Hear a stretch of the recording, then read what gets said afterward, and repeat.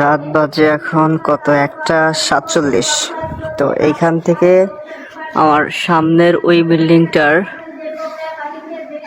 Distance কত হবে, প্রায় 150 মিটার।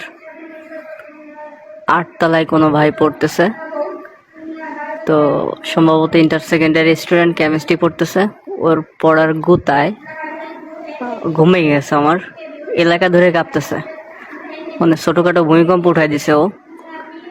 এখন ওর জন্য আশেপাশের যত স্টুডেন্ট আছে সবগুলা মাই খাবে, গার্ডিয়ানগুলা পিটাবে, দেখ পড়ে কেমনে, এমনি পড়তে হয়।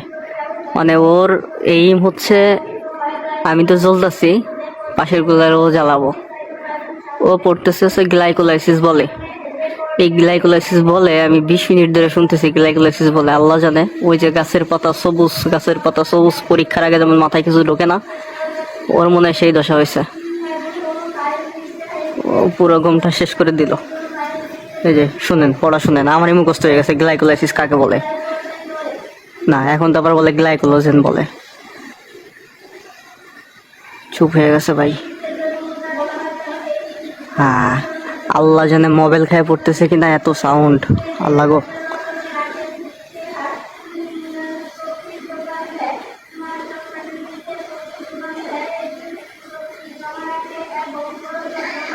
পড় ভাই, তুই পড়, কানে হেডফোন লাগাই ঘুমাইতে হবে। আল্লাহ হাফেজ।